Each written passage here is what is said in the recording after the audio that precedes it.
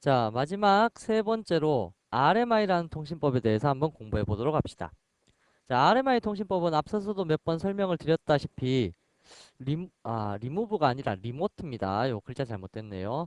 리모트 메소드 인보케이션의 약자입니다. 그래서 원격 지역의 메소드를 인보케이션, 실행시킨다 라는 의미를 가지고 있습니다.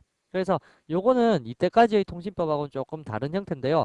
이 RMI 통신법도 지금 제가 설명드리려는 요 형태 말고도 여러 가지 형태, 다시 말하면 RMI가 특정한 위치에 포함되어서 객체로 포함되어서 사용하는 형태의 RMI 방식도 있고요. 다음에 RMI도 1.3 버전을 기준으로 이전 방식, 이후 방식 뭐 이러한 식으로 나눠지기도 하고요. 그래서 여러 가지 형태의 RMI가 있지만 여기에서는 기본적인 소개 정도만 이제 말씀을 드리도록 하겠습니다. 여러분들께서 지금 공부하고 계시는 이 자바의 네트워크에 관련된 내용들도요, 꽤나 내용이 많습니다. 그래서 그 내용들은 따로 중급 과정의 코스로 묶어뒀으니까 원하시는 분들은 그쪽 과정 가서 좀 더 자세하게 공부를 하시고요. 우리 책의 범위에서는 RMI도 이 정도 기본적인 형태의 프로그램 정도만 작성을 한번 해보도록 합시다. 자, 그래서 RMI란 원격 지역의 메소드 호출로 실행을 한다라는 뜻이고요. 프로그램 작성 방식 및 실행은 직접 한번 작성을 해보시는 것이 가장 좋겠지만 원격 인터페이스를 먼저 작성을 해야 되고 다음에 서버 측 구형 클래스를 작성해야 되고 스터 클래스를 생성시키고 서버 측 바인딩 클래스 여기까지가 서버 측 프로그램입니다. 그거 해놓고 서버를 실행시키는 것은 이 부분이 바로 서버를 실행시키는 부분이 되니까 대부분의 일은 서버 측에서 다 일어나는 겁니다. 그러면 클라이언트 측에서는 단순하게 루거 클래스 하나만 작성해서 루거 클래스를 실행만 시키면 되기 때문에요. 클라이언트는 크게 작성할 일이 없습니다. 그래서 서버 측이 무겁고 클라이언트 측은 가볍다라고 생각하시면 됩니다. 제가 그래서 이거 한번 설명드릴 때 여러분들 자이라는 아파트 아시죠? 이영애 선전한 거. 그래서 자이라는 아파트가 이렇게 있을 때 이게 서버라고 보시면 됩니다. 아파트 안에 모든 프로그램이 다 들어있는 겁니다. 근데 휴대폰, 휴대전화기를 가지고 여기서 뭔가를 띡띡 누르면 아파트로 전송이 되어서 아파트에 있는 특정한 내용이 실행되는 거. 뭐 가스레인지가 꺼진다든지 형광등이 들어온다든지 뭐 이러한 것들을 다 구현할 수 있는 방식의 통신법이 바로 RMI입니다. 이거의 시작은 뭐 RPC였는데요. 뭐 여하튼 그러한 개념들은 있었고요. 자, 그러면 우리 자바에서 RMI 통신은 프로그램이 어떻게 작성되는지 한번 만들어 보도록 할까요? 자, 그러면 7번 예제부터 작성을 해 두겠습니다. 화면을 잠깐 정리해 두고요. 자, 7번 예제 작성해 봅시다. 자, 클래스 EXAM, 클래스를 만들면 안 되죠. 제일 첫 번째는 여러분들 이거 순서 기억하십시오. 제일 첫 번째, 이제부터는 EXAM으로 안 하고요. first, second, third, fourth 뭐 이런 식으로 차례차례 순서 번호를 매겨갖고 우리가 RMI를 만들어 봅시다. 제일 첫 번째는 인터페이스를 먼저 만드셔야 됩니다. 인터페이스는 first RMI라고 해서 만들까요? 자, 그래서 인터페이스를 만들면 인터페이스는 여기 RMI에 사용되는 것은 무조건 퍼블릭이어야 됩니다. 자, 그러면 이 첫 번째 인터페이스는 누구를 상속받아야 되냐면 바로 리모트라는 것을 상속받아야 됩니다. 리모트라는 인터페이스는 어디에 들어있냐면 java.rmi라는 패키지에 들어있는 건데요. 이놈을 상속받아야지만 비로소 원격에서 호출할 수 있는 원격 그 인터페이스로 인정이 됩니다. 자, 그래서 여기 사용할 수 있는 메소드 뭐 public string say hello 이름을 넘겨주면 헬로우라는 메시지를 되돌려 줄 수 있도록 처리를 하는 메소드, 인터페이스 메소드를 하나 만들어 주자고요. 인터페이스 메소드는 어브스트랙트이기 때문에 이렇게만 선언하시면 되는데요. 여기에도 약속이 있습니다. 원격 지역에 생성되는 리모트를 상속받는 그 인터페이스의 모든 메소드는 무엇으로? 스로우스 처리를 해야 됩니다. 리모트 원격 지역에서 호출하다가 에러가 발생할 수 있기 때문에 리모트 익셉션을 반드시 스로우스 해주셔야 됩니다. 그래서 여기에 약속을 보시면 원격 인터페이스를 만드는 것이 가장 첫 번째 작업인데 이 원격 인터페이스는 반드시 리모트라는 인터페이스를 상속받아야 하고 두 번째, 이 리모트를 상속받은 인터페이스 속에 있는 어브스트랙트 메소드는 반드시 스로우스 리모트 익셉션 처리를 해주어야 한다라는 이러한 기본적인 사항을 지켜주시기 바랍니다. 자, 이게 첫 번째 파일이고요. 이 파일은 누구누구 다 가지고 있어야 되냐면 서버도 가지고 있어야 되고 클라이언트도 가지고 있어야 됩니다. 이 파일은요. 그러니까 서버 측에서 작성해갖고 얘를 복사해서 클라이언트한테 주시면 되겠죠. 자, 두 분이서 테스트 하신다라면 그렇게 하시면 됩니다. 요거를 서버 측 작성하는 사람이 작성을 해놓고 이걸 클라이언트 작성하는 사람한테 줘버리면 됩니다. 자, 그럼 두 번째로 만들어야 될 클래스는 이 서버 측의 인터페이스를 구현하는 클래스를 만들어야 돼요. 그래서 second second RMI라는 클래스를 만드시고요. 다음에 이 second RMI는 누구를 상속받아야 되냐면 이것도 약속입니다. 이거 상속받는 클래스는 몇 가지가 있는데요. 자, 그 중에서 우리가 사용할 클래스는 뭐를 한번 사용해 볼까요? 유니캐스트 리모트 오브젝트를 사용해 볼까요? 유니캐스트 리모트 오브젝트라는 클래스가 있어요. 이 클래스를 상속받는 클래스도 무엇이 되냐면 바로 원격 객체를 구현하는 클래스로 인정이 되는 겁니다. 이건 약속이기 때문에 여러분들이 외우실 수밖에 없어요. 그래서 유니캐스트 리모트 오브젝트는 어디에 들어있느냐라고 하면 일단 java.rmi는 기본적으로 임포트 시켜놓고요. 임포트 java.rmi에 서버라는 패키지에 들어있습니다. 자, 그래서 유니캐스트 리모트 오브젝트를 상속받게 되면 유니캐스트 리모트 오브젝트에 있는 생성자는 예외가 발생되게 되어 있거든요. 리모트 익셉션이요. 그래서 생성자를 반드시 하나 만들어 주셔야 되고요. 생성자 디폴트 생성자는 리모트 익셉션을 스로우스 할 수 있도록 이렇게 해주시면 됩니다. 왜냐하면 이 슈퍼의 호출 때문인데요. 상속을 받게 되면 이건 옛날에 상속 관계에서 배우셨겠지만 하나의 클래스를 상속받게 되면 상속받은 하위 클래스는 슈퍼라는 글자를 적지 않더라도 자동으로 슈퍼라는 글자가 존재한다라고 말씀을 드렸죠. 그렇기 때문에 요 슈퍼에서 리모트 익셉션이 스로우스 되고 있습니다. 그렇기 때문에 여러분들이 유니캐스트 리모트 오브젝트를 상속받게 되면 반드시 생성자를 하나 디폴트 생성자를 만드셔갖고 거기에 스로우스 리모트 익셉션을 꼭 처리해 주셔야 됩니다. 자, 그러면 다음과 같이 해갖고 유니캐스트 리모트 오브젝트를 상속받았으면 이 클래스가 리모트 인터페이스, 방금 전에 만든 펄스트 RMI가 리모트 인터페이스인데요. 리모트 인터페이스를 구현할 수 있는 클래스로 인정이 되는 겁니다. 자, 그렇게 인정되었으면 이제 구현해야 되겠죠. implement first RMI. 자, 펄스트 RMI를 구현하시게 되면 펄스트 RMI가 가지고 있는 어브스트랙트 메소드를 다 재정의를 해야 되겠죠. 그래서 여기에서 밑에다가 재정의를 하겠습니다. 라는 식으로 만들어 두고요. 여기에 뭐라고 할까요? 뭐 스트링 문자열 꾸밀까요? 네임 님 반갑습니다. 뭐 이러한 식의 메시지를 하나 꾸면서 여기에서 리턴을 시켜줄 수 있도록 해주자고요. 자, 이렇게 내용을 구현해 두면 이게 바로 펄스트 RMI를 구현한 클래스가 되어버린다는 얘기입니다. 그래서 펄스트 RMI는 원격 인터페이스로 클라이언트하고 서버가 다 가지고 있어야 되고요.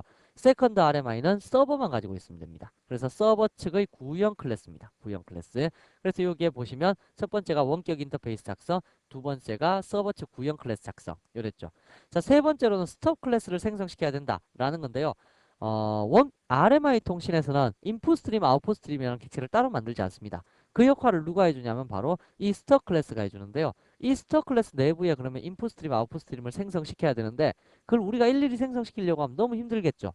그래서 자바에서는 명령어를 하나 만들어 놨는데 무슨 명령어를 만들어 놨냐면 RMI 컴파일을 시킬 수 있는 RMIC라는 명령어를 만들어 놨습니다.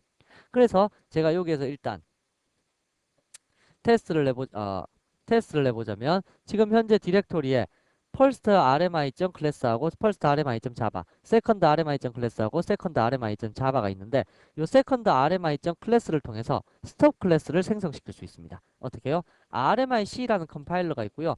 얘를 통해서 second rmi 클래스를 지정해 주게 되면 stop 클래스가 생성되게 되는데 디렉토리를 살펴보시게 되면 다음과 같이 second rmi underbar stop 이 스톱 클래스가 하는 역할이 바로 내부적인 인풋 스트림과 아웃풋 스트림 작업을 처리해주는 부분입니다. 그래서 RMI를 만들 때 첫 번째 원격 인터페이스를 만들어서 클라이언트와 서버 양쪽에서 다 사용할 수 있도록 양쪽에 놓고요. 다음 서버 측에는 이 인터페이스를 구현한 클래스를 작성해 두는 겁니다. 그리고 나서 스톱 클래스를 생성을 이렇게 방금 전에 RMIC라는 컴파일러를 통해서 생성을 시키게 되면 이제 기본적인 준비가 끝났습니다. 그럼 이제 서버 측에서 바인딩 클래스를 작성해서 클라이언트가 사용할 수 있도록 작성을 해주는 작업이 필요하겠죠. 그래서 세 번째, third RMI라는 것을 만들어주고요. third RMI라고 해서 third RMI에서는 무엇만 해주시면 되냐면요. public static void main 이게 실행 클래스이기 때문에 void main이 있어야 됩니다.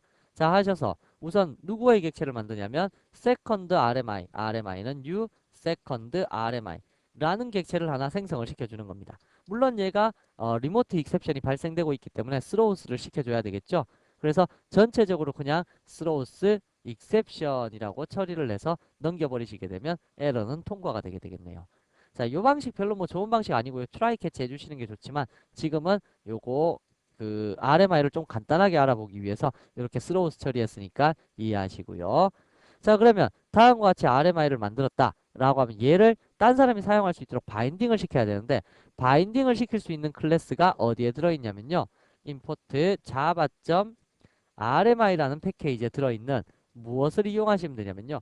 네이밍이라는 클래스를 이용하시게 되면 이름으로 어떠한 데이터 처리를 해줄 수 있는 클래스입니다. 그래서 네이밍을 통해서 사용할 수 있는 메소드는 여기에 보시면 bind, 다음에 rebind, 다음에 unbind 뭐 이렇게 돼 있는데 bind는 이제 다른 클라이언트가 사용할 수 있도록 올리는 거고 unbind는 이제 올려져 있는 것을 내리는 겁니다. 그럼 rebind는 뭡니까? rebind는 이미 올려져 있는 것에 덮어 씌워서 올릴 거냐 말 거냐 그걸 결정하는 건데 보통 리바인드를 써갖고 기존에 있는 걸 덮어 씌워서 올리는 방법을 많이 씁니다. 그래서 우리도 리바인드를 쓸 건데요. 자, 어떠한 이름으로 올릴 거냐면 저는 리모트라는 이름으로 한번 올려볼까요? 리모트라는 이름으로 RMI라는 우리가 지금 만든 요객체를 바인딩 시켰습니다. 자, 그리고 나서는 system.out.println server 서버 ready 서버는 지금 준비되었다 라는 식으로 띄우시게 되면 지금 이제 서버 측 바인딩 클래스가 이 작성이 완료가 되었습니다. 그렇더라면 이제 마지막으로는 클라이언트 측에서 얘를 룩업 찾아서 바인딩 되어 있는 내용을 찾아서 사용할 수 있는 클라이언트 측 프로그램을 하나 작성하셔야 되겠죠. 그래서 나머지 모두는 서버 측 프로그램이고 요거 하나만 클라이언트 측에서 작성되는 프로그램이다 라는 거 알아두시면 되고요. 자, 클라이언트 측 프로그램 한번 작성해 봅시다. new 하셔서 false 클래스를 작성하시면 되겠죠. false RMI 라는 클래스 작성하시고 얘한테서도 역시 마찬가지 실행할 수 있는 메인 메소드만 하나 작성하시면 됩니다. 물론 예외는 또 exception으로 던져버릴 거고요. 자, 그러면 이제 찾아야 되는데요. 제가 아까 요거 만들 때 펄스트 RMI는 서버에도 있고 클라이언트에도 있다 그랬죠. 클라이언트한테 복사해 준다 그랬잖아요. 그래서 펄스 RMI는 세컨드 RMI는 모릅니다. 펄스트 RMI밖에 몰라요. 그런데 세컨드 RMI가 공교롭게도 부모로 누구를 가지냐면 펄스트 RMI를 가지니까 펄스트 RMI에 세컨드 RMI를 대입시킬 수 있죠. 다시 말하면 이게 다형성이잖아요. 서드 RMI에서는 지금 현재 세컨드 RMI를 발생시켜서 바인딩을 시켜놨는데 폴스 RMI에서 찾아야 되는 것은 서드 RMI에 있는 요 RMI를 찾아야 됩니다. 이걸 찾으면 세컨드 RMI가 나오는데 이 폴스 RMI에서 세컨드 RMI의 값을 저장할 수 있는 방법은 이 클라이언트 측면에서는 펄스 RMI밖에 모른다고 했기 때문에 펄스 RMI에다가 저장할 수밖에 없습니다. 그래서 일단 펄스 RMI의 객체 FR이라는 것을 만들어 두고요. 자, 여기에다가 우리가 원격 객체 찾아서 집어넣겠다는 얘기입니다. 원격 객체 찾을 때도 역시 마찬가지 java.rmi라는 패키지에 들어있는 누구를 호출하면 되냐면요. naming.lookup 이라는 메소드를 이용하시면 됩니다. 그럼 어디에 들어있는 거? 프로토콜은 RMI고요. 콜론 슬러시 124.61.88.131 요쪽에 들어있는 이름이 방금 전에 뭐라고 올렸었죠? 이름이 리모트라는 이름으로 올렸었죠. 이렇게 되어 있는 객체를 찾아내겠습니다. 라고 해서 이렇게 찾아봤어요. 찾아보면 얘를 찾아내게 되면 얘는 무슨 이름으로 올려져 있다고요? 서드에서 올리기를 세컨드 RMI로 올려져 있다 그랬죠. 그럼 여기서 이 오브젝트를 형변환시킬 때도 세컨드 RMI로 형변환시켜야 되는데 이 폴스 RMI는 클라이언트 측면이기 때문에 세컨드 RMI가 없다는 얘기입니다. 그렇기 때문에 여기에서는 펄스트 RMI인 FR로 형변환을 시키게 되는데 이렇게 형변환시키게 되는 것을 바로 다형성이죠. 그래서 부모 이름에 자식을 형변환시켜서 집어넣었다라는 뜻입니다. 이렇게 하게 되면 부모 이름이 가지는 메소드를 통해서 자식을 호출할 수 있기 때문에 다형성의 효과를 충분히 노릴 수 있죠. 그래서 여기에다가 메시지를 하나 이제 출력해 보도록 하자고요. fr.say hello 하셔서 say hello 메소드 호출해서 김승현 뭐 이러한 식으로 김승현이라는 이름을 보내면 얘가 say hello가 도착하게 되면 김승현님 반갑습니다 라는 글자가 다시 되돌아오게 되겠죠. 그래서 그 글자가 되돌아오면 이 MSG를 출력을 시켜 보셨을 때 MSG는 MSG 하면 김승현님 반갑습니다. 그 메시지가 호출된다는 얘기입니다. 그래서 이 네 가지 파일을 다 살펴봐도 여기에 인풋 스트림이나 아웃풋 스트림 아무것도 없죠. 단지 서드 RMI에서 객체를 바인딩 시켰다는 것 뿐이고 폴스 RMI에서는 그렇게 발생된 객체를 가지고 와서 메소드를 마치 자신의 메소드인 양 이렇게 호출해갖고 처리하는 거. 이게 바로 RMI의 진정한 원리라는 얘기입니다. 자, 이렇게 다 만들어 두셨다라고 하면 이제 RMI 레지스트리, 이게 RMI 서버 역할하는 거거든요. 그래서 RMI 레지스트리를 실행시키고 바인딩 클래스를 실행시키면 서버 측 실행이 준비되었고요. 그런 다음에 루거 클래스 실행시키면, 루거 클래스 방금 클라이언트였죠. 얘를 실행시키면 내용이 실행된다는 겁니다. 이게 원래 2대 이상의 컴퓨터에서 테스트를 하셔야지 여러분들이 진정 와닿으실 텐데요. 한 대에서는 설명하기가 조금 애매하니까 여러분들께서 직접 예제를 작성해 보시면서 2대 이상의 컴퓨터에서 한번 직접 테스트를 내갖고 이게 된다 안 된다 그걸 판단해 보시기 바랍니다. 자, 그러면 한번 우리도 얘를 테스트 한번 해보자고요. 자, 그러면 이쪽 예제에서 지금 현재 디렉토리를 살펴보시게 되면 이만큼 많은 파일이 생겨나 있고요. 일단 서버를 실행시켜야 되는데 실행시키는 방법은 이렇습니다. RMI registry.exe를 먼저 실행시켜야 되니까요. 자, 첫 번째 밑에서 스타트, 제가 지금 오라클이 깔려 있기 때문에 경로를 다 적을게요. C 루트에 자바에 JDK 1.5에 빈 디렉토리에 있는 누구를 RMI RGISTRY registry.exe를 실행시키겠습니다. 자, 여기에서 여러분들은 오라클 설치 안 되어 계시다면요, 그냥 RMI registry.exe만 치셔도 됩니다. 근데 저는 지금 현재 오라클 때문에, 오라클도 요거 가지고 있거든요. 그래서 그것 때문에 버전 충돌 날까봐 이렇게 하는 겁니다. 엔터를 치시게 되면 뭐 이러한 경고창이 하나 뜰 겁니다. 요럴 때 차단 해제를 하셔야지 이제 RMI 레지스트리 서버가 동작하게 됩니다. 이거 띄우셨을 때 이거 빈 창이라고 해서 그냥 닫아버리시고 이러면 안 됩니다. 이게 바로 RMI의 서버 역할을 해주는 겁니다. 다시 말하면 원격 지역에서 나의 객체를 찾아다가 쓸 수 있도록 만들어주는 그러한 역할을 해주는 거기 때문에 얘를 없애면 안 되고 밑으로 살짝 내려두기만 내려두십시오. 자, 그렇게 된 다음에 자바 뭐라고요? 뭐를 실행시키면 되냐면 third RMI가 바로 바인딩 시키는 클래스였죠. 그래서 THIRD third RMI 하시고 엔터키를 치게 되면 서버 레디, 서버가 준비됐다는 얘기입니다. 자, 서버가 준비되었으면 이제 클라이언트의 프로그램을 실행시키면 되겠죠. 자, 이제 요게 요 RMI 레지스트리라는 요거 하고요. RMI 레지스트리라는 요 놈하고 바로 요게 있는 요 놈, 요 두 가지가 바로 서버 역할을 하는 거고요. 요 놈이 이제 원격 지역에서 휴대폰 같은 거, 그 다음에 뭐 다른 컴퓨터 같은 거, 작은 모바일 기계 같은 거, 그러한 곳에서 이제 서버 측에다가 명령을 내리는 겁니다. 김승현이라는 명령을 날려주는 거죠. 날려주면 그쪽에서 내용을 조합해서 다시 우리한테 내용을 보내주는 거죠. 그래서 자바 FOUR false RMI 하셔서 엔터키 치면 false RMI에서 아까 뭐를 보냈습니까? false RMI에서 요 false RMI가 김승현을 보냈죠. 김승현을 보내면 그쪽 서버에서 어디 갔죠? 서버에서 조합해서 김승현님 반갑습니다 해서 다시 되돌아오게 될 테니까 찍히는 글자는 김승현님 반갑습니다. 뭐 그게 찍히겠죠. 해볼까요? 엔터 해보시면 김승현님 반갑습니다 라고 하는 이러한 내용이 이제 결과적으로 출력이 된다라는 겁니다. 그리고 서버는 아직 계속 살아있죠. 뭐 계속 실행시켜도 돼요. 그러면 뭐 계속 실행시킬 때마다 내용은 계속 실행될 거고요. 여기 뭐 이름을 이승현으로 바꿔볼까요? 자, 이렇게 바꿔놓고 다시 한번 실행을 시켜보시게 되면 이번에는 이승현님 반갑습니다. 그래서 누구든지 메시지를 보내면서 어떠한 이제 내용을 딱 보내면 서버 측의 특정 메소드를 마치 자신의 메소드인 양 막 호출해갖고 사용할 수 있는 거. 이게 바로 리모트 메소드 인보케이션입니다. 그래서 이 리모트 메소드 인보케이션도 여러 가지 종류가 있고 방식이 다양하게 존재하고 있으니까 여러분들이 스스로 한번 공부해 보시고요. 인터넷에서 RMI에 관련된 예제들을 좀 한번 찾아보세요. 찾아보시면 여러 가지 형태로 RMI를 구성할 수 있을 거니까 이거 비슷한 예제로 한 4-5개만 공부를 해보시면 RMI가 확 와닿으실 겁니다. 물론 앞에 있는 TCP와 UDP 공부가 어느 정도 되신 상태에서요. 자, 그리고 요거까지 테스트를 다 해보셨으면 여기 라운드 마무리에 우리 교재에도 이렇게 적혀 있는데요. 윈도우 탐색기와 비슷한 구조로 해서 백오 리피스 프로그램 작성해보자 라고 제가 거기에 책에다가 적어놨었는데 그림을 집어넣어놨었는데 그림이 페이지를 많이 차지한다고 해서 아마 빼버렸는가 봐요.